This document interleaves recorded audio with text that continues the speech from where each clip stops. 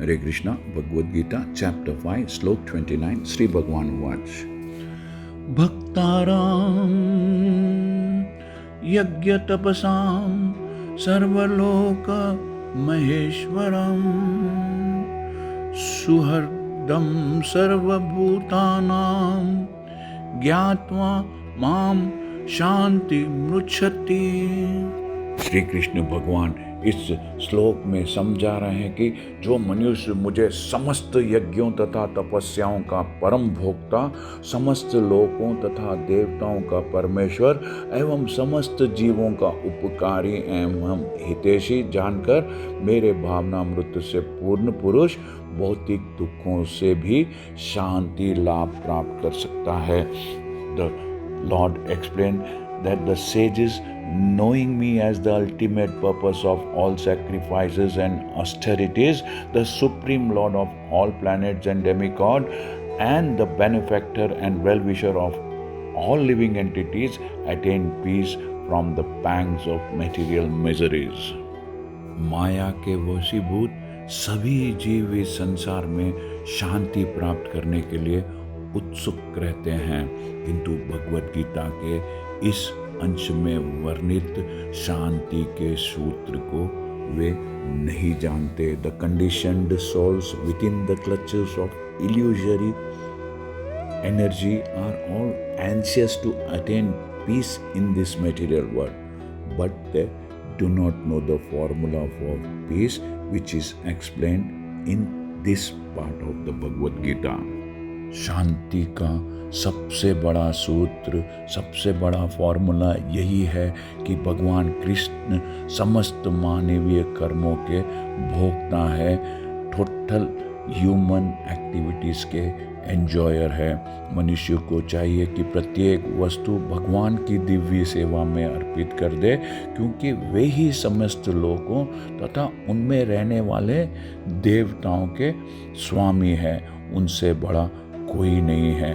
वे बड़े से बड़े देवता शिव तथा ब्रह्मा से भी महान है। माया के वशीभूत होकर सारे जीव सर्वत्र अपने प्रभुत्व जताना चाहते हैं, लेकिन वास्तविकता तो यह है कि सर्वत्र भगवान ही माया का प्रभुत्व है। Under the spell of illusion, living entities are trying to be lords of all they survey, but actually they are dominated by the material energy of the Lord. भगवान प्रकृति के स्वामी है और बज्जीव प्रकृति के कठोर अनुशासन के अंतर्गत है। जब तक कोई इन तथ्यों को समझ नहीं लेता, तब तक संसार में व्यष्टि या समष्टि रूप से शांति प्राप्त कर पाना संभव नहीं है।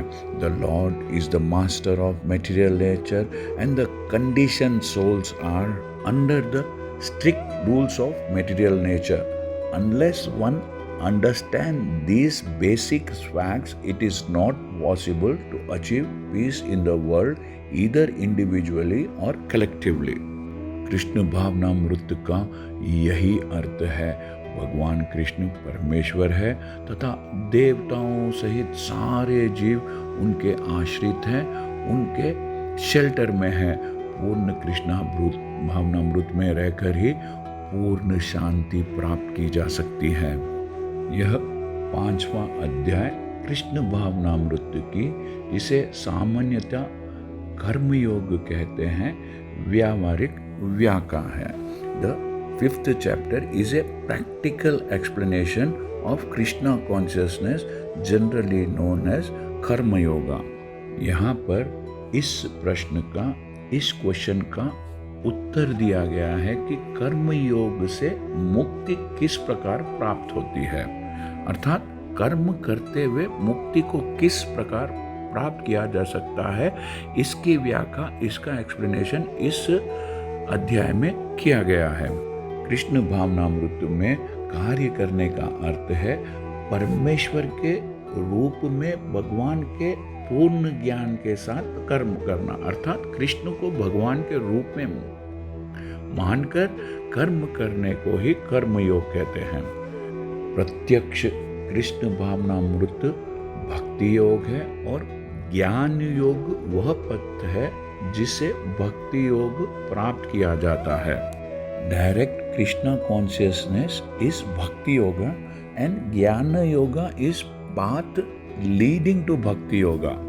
कृष्ण भावनामृत का अर्थ है परमेश्वर के साथ अपने संबंध का पूर्ण ज्ञान प्राप्त करके कर्म करना, और इस चेतना की पूर्णता का अर्थ है कृष्ण या श्री भगवान का पूर्ण ज्ञान।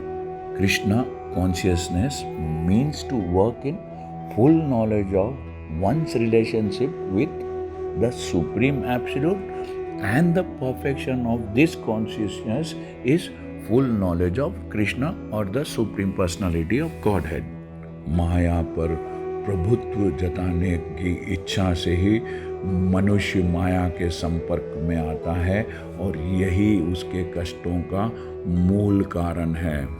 जब तक वह पदार्थ के संपर्क में रहता है, ऑब्जेक्ट्स के एसोसिएशन में रहता है, उसे भौतिक आवश्यकताओं के लिए, मटेरियल ज़रूरतों के लिए कर्म करना पड़ता है। किंतु कृष्ण भावनामृत उसे पदार्थ की परिधि में स्थित होते हुए भी, even while one is within the jurisdiction of matter, आध्यात्मिक जीवन स्पिरिचुअल लाइफ में ले जाता है, क्योंकि भौतिक जगत में भक्ति का अभ्यास करने पर जीव का दिव्य स्वरूप पुनः प्रकट होता है। जो मनुष्य कृष्ण भावना में जितना प्रगति करता है, जितना प्रोग्रेस करता है, वह उतना ही पदार्थ के बंधनों से मुक्त रहता है। भगवान किसी का पक्षपात नहीं करते। The Lord is not partial toward anyone.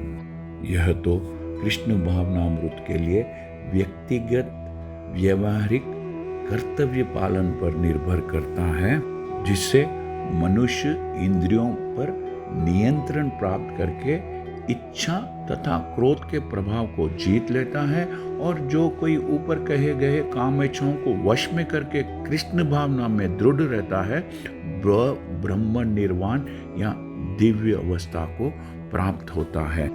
Everything depends on one's practical performance of duties in an effort to control the senses and conquer the influence of desire and anger, and attaining Krishna consciousness.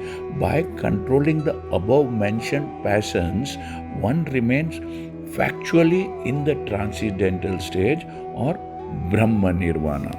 Krishna भावनामृत में अष्टांग योग पद्धति का अपने आप अभ्यास हो जाता है, क्योंकि कृष्ण भावनामृत ही अंतिम लक्ष्य की कृष्ण भावनामृत द्वारा ही अंतिम लक्ष्य की पूर्ति होती है। अष्टांग योग द्वारा धीरे धीरे प्रगति हो सकती है, किंतु भक्ति योग में तो ये प्रस्तावना के स्वरूप है, क्योंकि केवल इसी से मनुष्य को पूर्ण शांति प्राप्त हो सकती है। यही जीवन की परम सिद्धि है। There is a gradual process of elevation in the practice of Ashtanga Yoga, but these only preface perfection by devotional services, which alone can award peace to the human being. It is the highest perfection of life. इस प्रकार आज श्रीमद् भगवद गीता के 5वें अध्याय कर्म योग कृष्ण भावना भावित कर्म का भक्ति वेदांत तात्पर्य पूर्ण होता है। हरे कृष्णा। यदि आपको यह चैनल पसंद आया है तो सब्सक्राइब दबाकर सब्सक्राइब कीजिए और इस चैनल को लाइक कीजिए और इस चैनल को ज़्यादा से ज़्यादा भक्तों में शेयर कीजिए। Thank you. हरे कृष्णा।